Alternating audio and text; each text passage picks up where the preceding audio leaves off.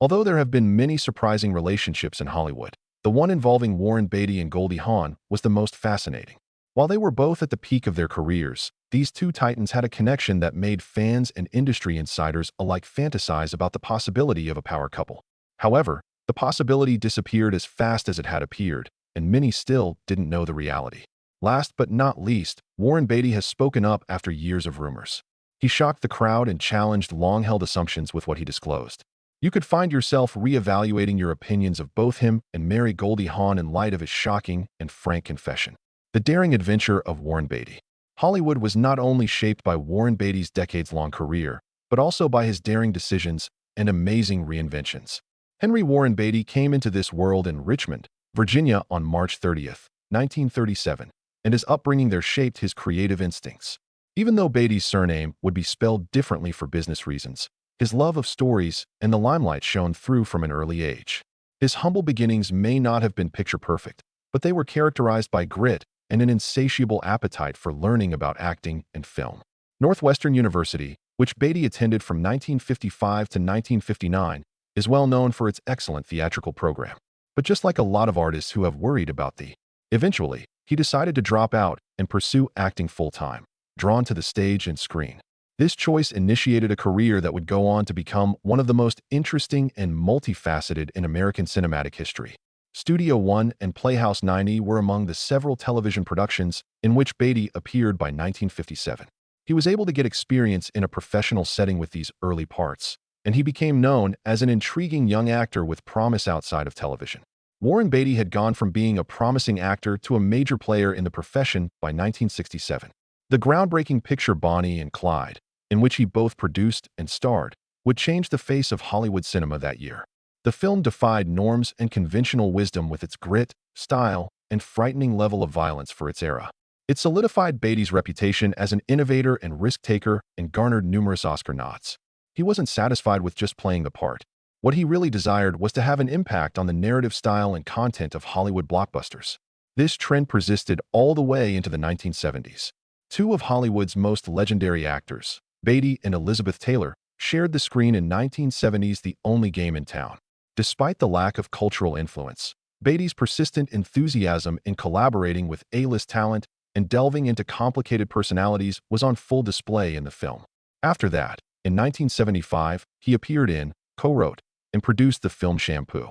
The film's satirical take on politics, social mores, and sexuality was a hit at the box office and a biting critique of the morals of the time. Through his films, Beatty had gone from being a mere star to a cultural critic. He wrote, directed, produced, and starred in the 1978 picture Heaven Can Wait, which was an even more ambitious effort. A large demographic was able to enjoy the story's comedic, fantastical, and romantic elements, as well as numerous nominations for the Academy Awards. It was clear from the extent of his involvement that Beatty desired complete creative control over the end result and was deeply involved in the process. His subsequent work would be defined by this multifaceted approach. The monumental picture Reds, about journalist John Reed, which Beatty directed in 1981, is widely regarded as his masterpiece. Who recounted the events of the Russian Revolution, had grandiose ambitions regarding scope and content. Beatty won the Oscar for Best Director for his work on the picture, which he also produced, co-wrote, and starred in. There was more to Red's triumph than meets the eye. Beatty made a daring statement by committing to complex political and historical themes, risking both his career and his bank account in the process. In 1990, he made a triumphant return with Dick Tracy, a stylized and graphically striking take on the beloved comic strip. The picture, which Beatty both directed and starred in, was a financial smash and took home multiple technical Oscars. It was clear from the film that Beatty still had what it took to be creative. It was also a confirmation of his devotion to visually daring storytelling and daring aesthetics. After that, though, he focused on social and political issues and mostly disappeared from public view, appearing only on rare occasions between 1991 and 1994. Beatty wrote, directed, and starred in his 1998 comeback film Bulworth, a scathing political satire.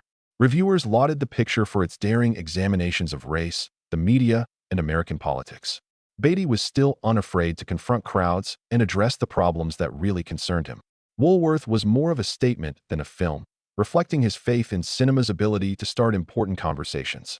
In 2016, he made a triumphant return with Rules Don't Apply, a film in which he also appeared. It had been almost a decade since his last appearance. Beatty portrayed billionaire Howard Hughes in this 1950s Hollywood drama that attempted to depict the glitz and chaos of the time. The picture wasn't a financial success, but it was a labor of love for Beatty, reflecting his lifelong interest in Hollywood's power structures and the ins and outs of control. Not for a film, but as host of the 89th Academy Awards, Beatty surprisingly made a comeback in 2017. He and Faye Dunaway aired when they named Moonlight as the winner of Best Picture, instead La La Land. The embarrassing incident became one of the most talked about Oscar gaffes of all time once it went viral. Still, Beatty handled the gaffe with cool professionalism, proving that he could still carry himself gracefully on live television, even after all these years. Warren Beatty's most notorious controversies. The incredible success that Warren Beatty has enjoyed in Hollywood has not been without its share of criticism and controversy. His personal and professional blunders have garnered a lot of attention, despite the fact that his professional achievements have established him as one of the most revered characters in American cinema. A lot of people were even more enthralled with Beatty because of all the scandals that trailed him, portraying a man who is frequently depicted as colossal in a more nuanced and relatable light. While Beatty's career is defined by his creative genius, it is equally defined by his skill, or lack thereof, in navigating the perils of celebrity, ego, and public opinion. The notion that Beatty was an infamous womanizer was one of the first and longest-lasting parts of his public persona. His name was often associated with some of the most famous females in show business in the 60s, 70s, and 80s. The media and tabloids were never satisfied with the theories and rumors surrounding his high-profile relationships with Natalie Wood, Julie Christie, Diane Keaton, Madonna, and Cher. More people spoke about Beatty's love life than about any of his films. The sheer volume of these partnerships, even though they were frequently public and characterized by mutual consent, sent a disturbing message to many cultural critics and observers. In light of the power dynamics at play in Hollywood, the idea that Beatty was a serial womanizer begs the question of how he treated women. Opinions on his romantic history were mixed. Some saw him as an attractive man who appreciated the company of strong women, while others saw a pattern of controlling and emotionally distant behavior. Celebrity rumors weren't the only thing that captivated the public. It sparked larger discussions around gender, power, and the dynamics between influential males in Hollywood and the women in their lives. The media's obsession with Beatty's private life frequently eclipsed his artistic endeavors, in his opinion, compelling him to face a storyline over which he had limited control. A somewhat more serious allegation surfaced in 2022, though, and it had the potential to drastically change the public's perception of Beatty. While filming The Parallax View in the early 1970s, a sexual assault case was brought against Warren Beatty, who was accused of abusing a girl who was 14 years old. Beatty was accused of taking advantage of her youth and vulnerable position by the accuser, who is now an adult. The legal document states that the meetings were not one-offs, but rather part of a trend that occurred during that time. The accusation rocked the entertainment industry because it drew attention to someone who, despite his reputation for womanizing, had managed to stay out of serious trouble until that time. Beatty strongly refuted the claims, and he is currently not facing any criminal charges. The public record shows that the case has not been settled, and there is continuous public and legal discussion about it. The lawsuit resurfaced, for many onlookers, long-buried fears regarding the 1970s Hollywood society, when lines were frequently blurred and strong men ran amok with no supervision. Legal proceedings have not yet established whether Beatty is guilty or innocent, but the existence of the accusation has tarnished his reputation and made people question their long-held views of him. Beatty has been the target of public scorn in both his private life and on live television, most notably at the 2017 Academy Awards. It was Beatty's job to deliver the Best Picture Oscar alongside Faye Dunaway. An apparently ordinary moment became one of the most tumultuous in Oscar history in an instant. The real winner for Best Picture was Moonlight, but La La Land was declared instead because of a mix-up with the envelopes. Beatty and Dunaway looked bewildered and embarrassed as the mistake was found live on stage as the La La Land producers started their victory speech. Despite the fact that the accountants in charge of the envelopes were subsequently found to be at fault, Beatty and Dunaway were initially held culpable by many viewers. Their reputations took a temporary hit, and they became the target of many jokes and headlines because of the occurrence. Beatty said afterwards that he knew the envelope was flawed, but was nervous about how to address the matter in front of an actual audience. It became a metaphor for how anything can happen during a live television broadcast. Beatty wasn't in the wrong, but the shame never left the public consciousness. Ishtar, a high-budget comedy starring Beatty and Dustin Hoffman, was released in 1987 and is another important issue in his career. The film's director, Elaine May, had high hopes for it as an entertaining, quirky adventure. Ishtar, on the other hand, became notorious for being a flop at the box office that decade. Critics and audiences alike were unimpressed by the picture because of its exorbitant production costs, script revisions, and delays. Ishtar became a byword for creative and financial failure in Hollywood due to its extremely bad response. The picture did significant damage to Beatty's career, even if it eventually gained a small cult following. Because of the criticism, Beatty appeared to withdraw from the spotlight for a long period, during which he did not act or direct. The 2001 romantic comedy Town and Country, Beatty's second big financial bomb after Ishtar, was a victim of multiple script revisions and production delays. The film's budget grew to more than $90 million, despite its original intention as a comedic ensemble piece, and it failed to earn more than $10 million upon release. The film was panned by critics and was dubbed one of Hollywood's most expensive disasters. Although many in the industry recognized that the production encountered numerous challenges beyond Beatty's control, the actor was nevertheless held largely responsible for the film's delays and general lack of direction. Many felt that Beatty's once magical touch had lost its luster after Town and Country bombed. People started to wonder if he could still make it in the modern film industry, even if he was still well respected for his earlier work. Legacy was more important than box office returns. His earlier glory was starkly contrasted with his recurrent financial failures. After all, he had once reinvented American filmmaking with films like Reds and Bonnie and Clyde. In 2016, Bates made a triumphant return to filmmaking, which contributed to a partial rehabilitation of his reputation. However, these previous setbacks continued to cast a long shadow. The ascent, decline, and recuperation of Goldie Hawn. A rare blend of endearing charisma, hilarious genius, dedication to self-improvement, and public service characterizes Goldie Hawn's life and work. She became one of Hollywood's most famous and popular celebrities after being born Goldie Jean Hawn in Washington, D.C. on November 21, 1945. Her remarkable career trajectory, from dancer to Oscar-winning actress and beyond, towards mental health champion and philanthropist, is a reflection of her adaptability, strength, and unwavering uniqueness. New York City was the site of Goldie's professional dancing career launch in 1964. She probably didn't realize it at the time, but her future would play out on screens of all sizes, captivating millions of people. Her approach to acting was shaped by her early days in show business, which were rooted in movement, discipline, and the performative arts. However, her big break came when the television industry approached her. Hawn became famous across the country in 1968 after joining the cast of Rowan and Martin's Laugh-In on NBC. Everyone fell head over heels with her hilarious sense of humor, quick wit, and contagious giggles. The addition of Hawn was a breath of fresh air to the show, which is known for its quirky humor and quick sketches. At a time when women's humorous parts were frequently restricted and predictable, her appearances contributed to redefining the position of the comedic actress. Her career reached a turning point the next year, in 1969. For her role in Cactus Flower, Goldie Hawn was named Best Supporting Actress at the Academy Awards and the Golden Globes.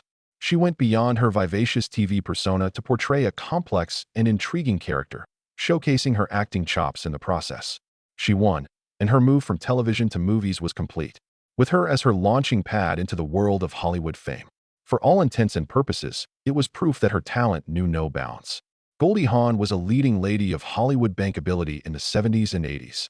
Commercially successful and critically acclaimed films included Private Benjamin, Foul Play, Shampoo, and Overboard. Her portrayal of women dealing with issues of autonomy, love, and self-discovery in a dynamic society was always touching and funny. She possessed an extraordinary talent for giving underappreciated people depth, personality, and relatability. The 1980 release of Private Benjamin was a watershed moment in her career. It was unusual for actresses of the period to hold the position of executive producer, but Hawn accomplished just that in addition to starring in the picture. She was nominated for Best Actress at the Academy Awards for her role in the critically acclaimed and commercially successful film. This is the account of a spoiled woman's journey to the United States. Army, which she directed following the death of her husband, was a hit with audiences and helped establish Hawn as an actor who could authentically and charmingly depict strong women. Hawn started dating actor Kurt Russell in 1983 while they were filming Swing Shift. Theirs is one of the most legendary and beloved Hollywood partnerships. A mixed family was raised, and the pair has remained together for decades, working on numerous projects together, although never marrying. Their long-lasting love is one of the few in the entertainment world, and it all started with a foundation of mutual respect and independence. In her memoir, A Lotus Grows in the Mud, Tawasri discussed her life's philosophy and the lessons she had learned. A more contemplative and spiritually minded side of Hawn was shown in the book, which provided insight into her path. It became apparent that her comic acting career was just a small part of who she was. A woman engrossed in the inner journey of self-discovery and service to others lay behind the charisma and infectious laughter. 2 years down the road, in 2005, Goldie Hawn established the nonprofit Hawn Foundation, whose mission is to support children's emotional intelligence, mindfulness, and overall health.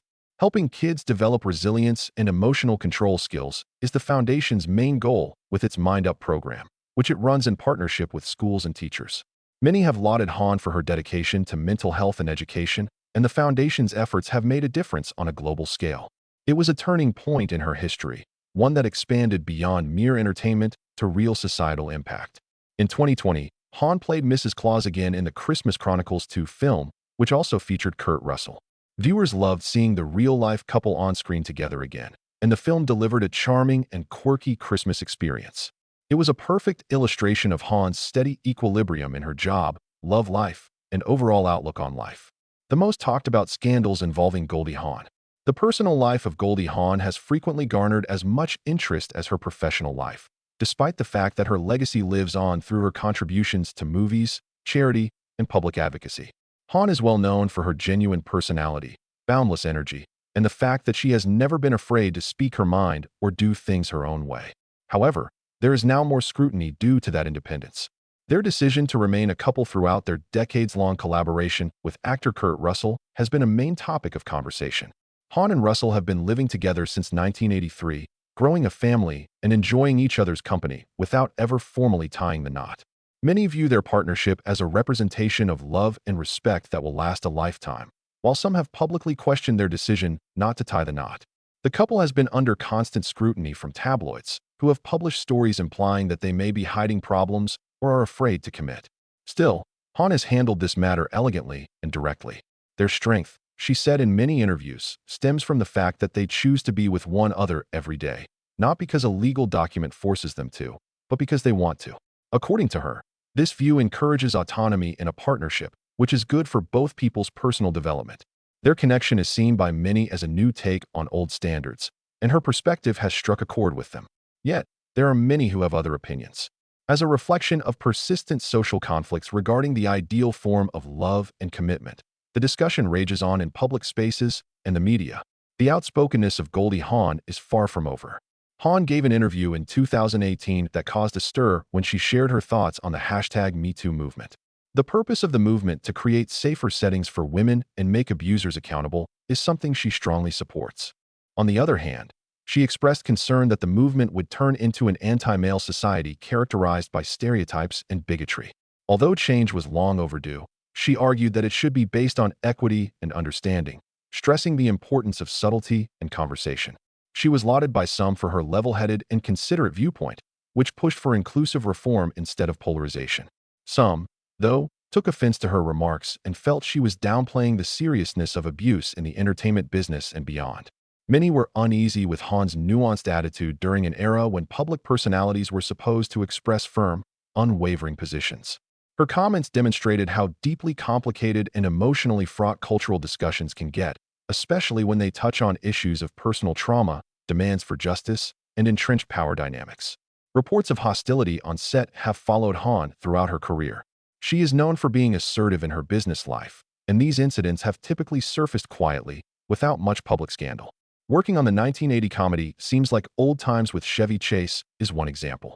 The picture did well at the box office, but rumor has it that there were creative differences behind the scenes. Similar rumors circulated about tensions between Hawn and Meryl Streep, her co-star in Death Becomes Her. While Hawn's career was unharmed and neither of these confrontations caused an explosion, they did show that she is not scared to stand up for herself and her dreams. As a result of her dogged pursuit of having her voice heard, Hawn may have alienated some of her co-workers in an industry that frequently promotes conformity, especially among women. On the other hand, her self-assurance and refusal to waver from her principles or professional principles have been praised by others. Additionally, Hawn's spiritual beliefs have been the subject of interest and, on occasion, doubt. Her devotion to mindfulness practices, her faith in reincarnation, and her ties to Buddhism have all been publicly discussed. None of these aspects of her worldview are purely subjective. They are the bedrock of her charitable endeavors via the Mind Up initiative of the Hawn Foundation. Mind Up integrates scientifically based and spiritually grounded mindfulness practices to foster emotional learning and mental wellness in children. Some have questioned Hawn's spiritual components, despite the fact that many educators, parents, and mental health specialists have lauded the project. Many have questioned the factual veracity of her beliefs and labeled her ideology as Hollywood spiritualism. This includes certain media critics. Blending Eastern philosophy with education, they say, can lead to a blurring of boundaries between faith and practical application, especially in the context of teaching young minds. Regarding the benefits of mindfulness for enhancing concentration, empathy, and emotional regulation, Hawn has maintained her unwavering stance, citing expanding evidence from the fields of neuroscience and education. Both her practice and the discourse surrounding the topic of children's emotional and mental well-being are dynamic and ever-changing. A very private feud between Hawn and her ex-husband, the musician Bill Hudson, was one of the most public and traumatic parts of her private life. Between 1976 and 1982, Hawn and Hudson were wed, and they had 2 kids as a couple, Oliver Hudson and Kate Hudson. Bill Hudson and Goldie's relationship deteriorated as she established a secure and nurturing household with Kurt Russell. When Bill openly scolded Hawn and their children in 2015, it made headlines. Oliver had already acknowledged Kurt Russell as his biological father in a social media Father's Day post, prompting his father to react. A sincere homage to his father touched a nerve with Bill Hudson, who reacted by saying he no longer cared about Kate and Oliver. Numerous fans felt sorry for Goldie, Kurt, and their children as a result of the media's coverage of the emotional aftermath of their public split. Nevertheless, it served as a sobering reminder that a complicated family history characterized by hurt, miscommunication, and alienation lay beneath the happy public persona. Instead of taking out her frustrations or criticisms on the public, Goldie Hawn let her consistent behavior as a parent and partner do the talking. Goldie Hawn's presence on Watch What Happens Live on Bravo shocked many viewers, and many now wonder why Warren Beatty never wed the renowned actress. Hawn is known for her sparkling personality and quick wit. Hawn hesitated not to include Warren Beatty as the most terrifying co-star she had ever worked with throughout her epic career. However, the audience's attention was genuinely captivated by her subsequent addition. Hawn grinned mischievously and looked mischievous as she confessed that she had more than a moment with the renownedly attractive and mysterious actor while they were filming Dollars in 1971. Although she spoke in a light-hearted manner, her words revealed something more profound, something that had lain dormant beneath the Hollywood veneer of partnerships for many years. Warren Beatty was Warren Beatty, she recalled, and we were filming in Germany. Despite the laughter from the audience, her comment revealed a truth about their lives that had previously been hidden. Although Beatty's personal engagements have long been in the public eye, his one with Goldie Hawn received less media attention than his other high-profile partnerships. Now, though, it appears that their mutual admiration was more than a fleeting fling. Hawn claims that there was real chemistry between them, the kind of stuff that could have blossomed into something more if things had turned out differently. It's well known that Warren Beatty was a highly attractive man in Hollywood in the 1960s and 1970s, when Hawn's career was only starting to gain traction. Despite the obvious attraction between them, the two never committed to a long-term relationship or even got married. Years down the road, Warren Beatty gave an unusually forthright reply when questioned about his relationship with Goldie Hawn and why the two of them didn't wind up together.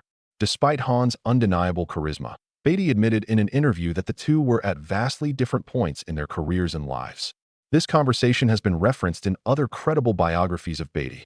He gushed over her intelligence, wit, and beauty, but he also said she was a little scary due to her independence and groundedness. Not in a bad way, but in a way that made me respect her deeply. Beatty admitted that the emotional maturity and self-possession that Hawn carried with her weren't traits he was ready to embrace at the time. "I wasn't prepared for someone who didn't need me," he reportedly said, a revealing statement for a man often seen at the center of every room he entered. While the public may have expected a dramatic affair between the two stars, what actually unfolded was something far more nuanced. Beatty, despite his long-standing reputation as a womanizer, had a certain honesty in his assessment of why he didn't pursue a serious relationship with Hawn. He acknowledged that while many of his romances were driven by the allure of passion and novelty, his interaction with Goldie was different. "There was something there," he said, but I think both of us sensed that we wouldn't be able to give each other what we needed at that time. And that's not a bad thing. Goldie Hawn herself, in several interviews over the years, has alluded to the same idea. In one conversation, she remarked that independence has long been a defining feature of Hawn's public persona, and it's a trait that she's carried into her decades-long relationship with actor Kurt Russell. Their decision not to marry has sparked conversations for years, but Hawn has consistently emphasized her belief in autonomy within partnership. It's a perspective that seems to have also influenced her decision not to dive into a more serious relationship with Beatty. Despite their brief romantic moment, their film dollars may not be as widely remembered as some of their other projects, but it clearly left a lasting impression on both actors. Filming in Europe, far from the pressures of Hollywood, created an atmosphere where connections were easier to form, but also easier to leave behind. For Hawn and Beatty, their brief romantic chapter wasn't one of heartbreak or scandal. It was one of understanding, mutual admiration, and an acceptance that timing often shapes the course of relationships. In later years, when asked about their almost relationship, Beatty showed no bitterness or regret. In fact, he expressed a kind of respect for how things turned out. "Goldie and I had a moment. That moment was real, but not every moment needs to become a lifetime," he said in a retrospective compiled from interviews and archival materials. His response reflects a level of maturity that wasn't always attributed to him during his younger years, but one that becomes more visible with the benefit of hindsight.